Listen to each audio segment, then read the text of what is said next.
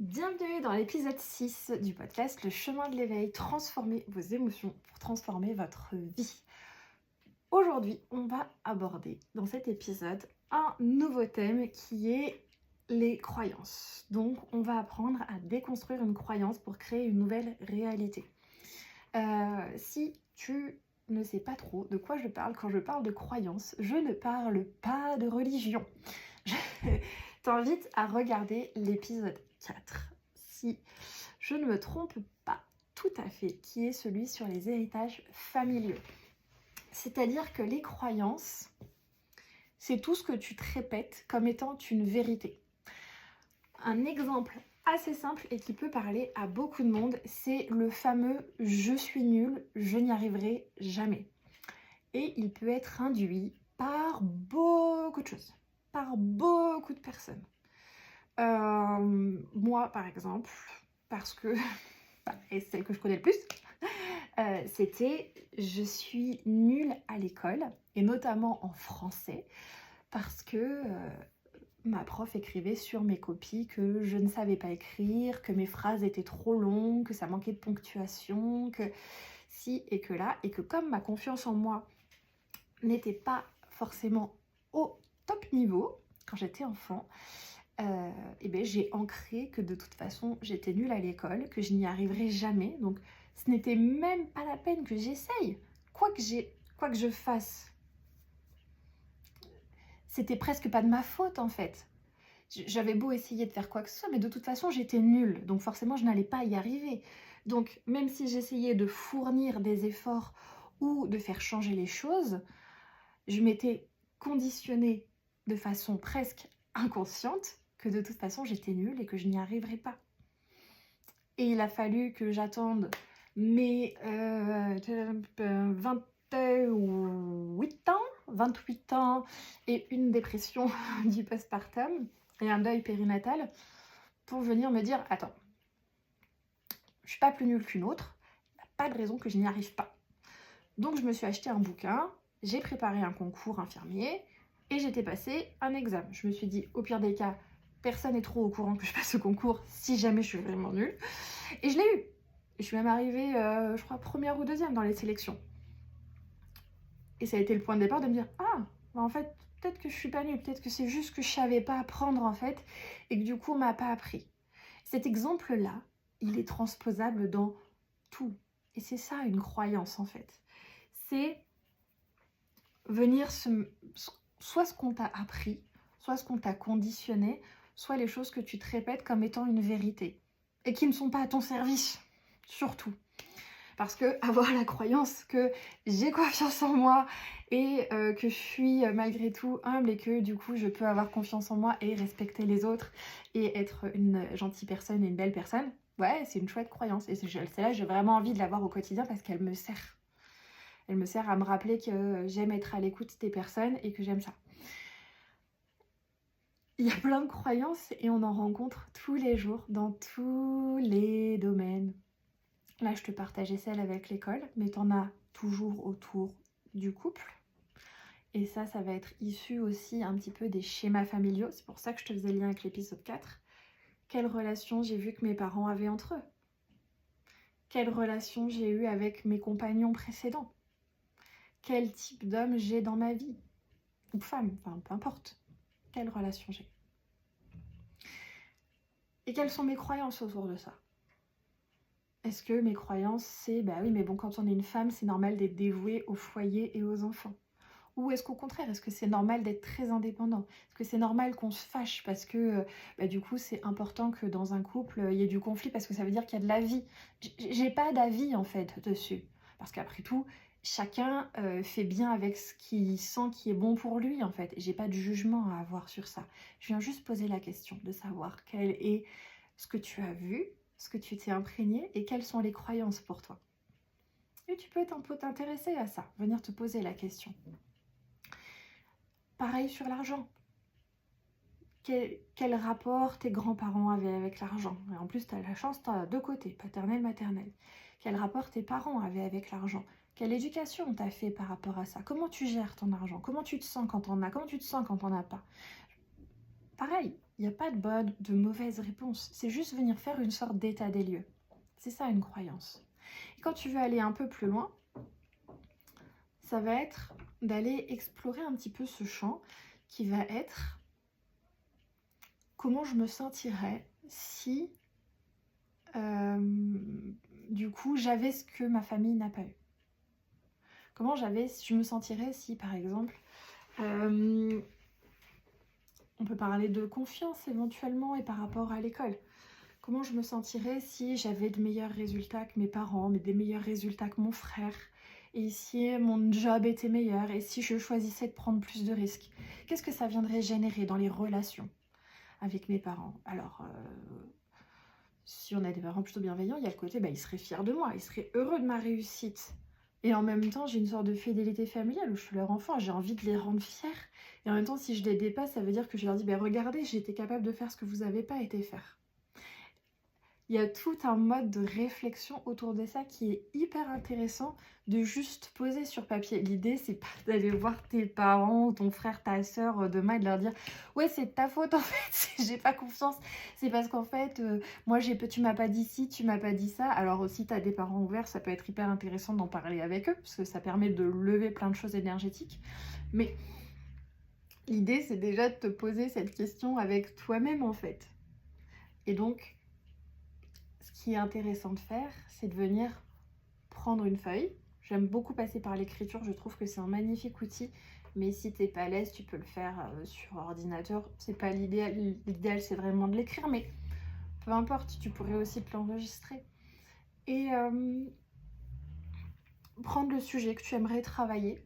Je vais rester sur celui de la confiance, parce que c'est peut-être pour moi un sujet qui peut être un peu plus neutre. Et faire le lien avec le parcours scolaire.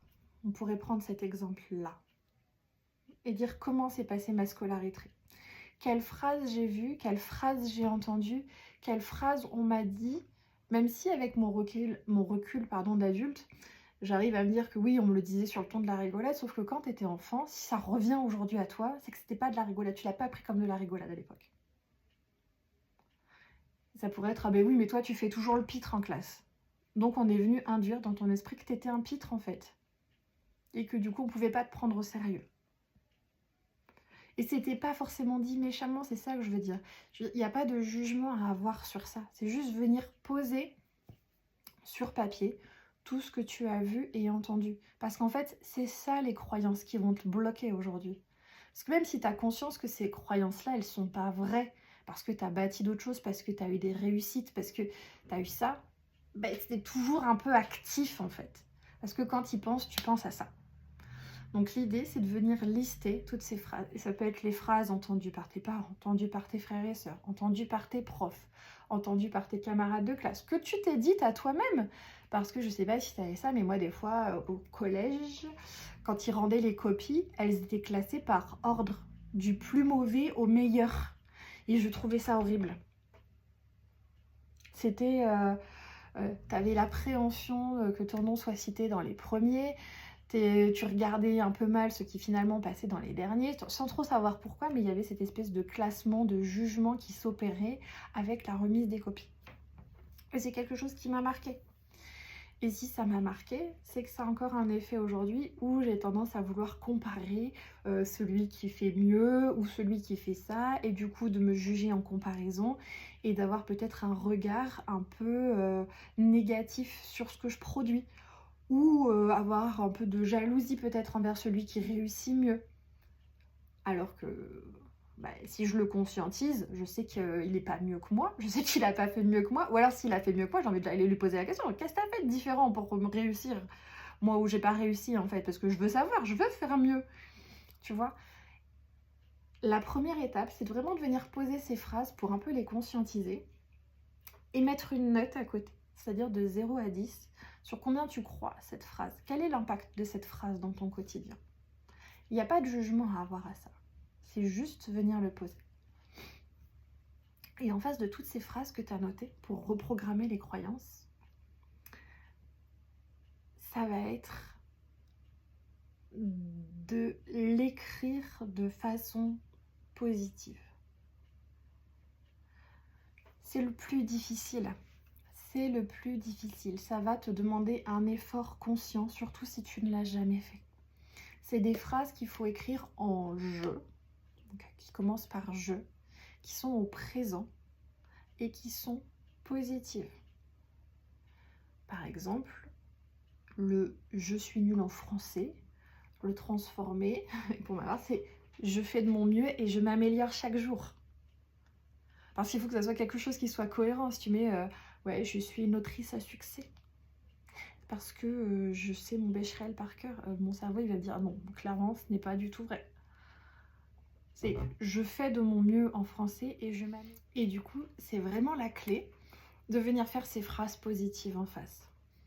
Et tu vas pouvoir les relire. Tu peux même, si tu n'as pas le temps de les lire, tu te les enregistres sur un vocal et tu les écoutes. Je fais de mon mieux en français et je m'améliore chaque jour. Je fais de mon mieux en français, je m'améliore chaque jour. Chaque jour, je fais une action de plus pour avoir confiance en moi. Il faut que tu tiennes compte de là où tu pars. Ça peut paraître un peu évident dit comme ça.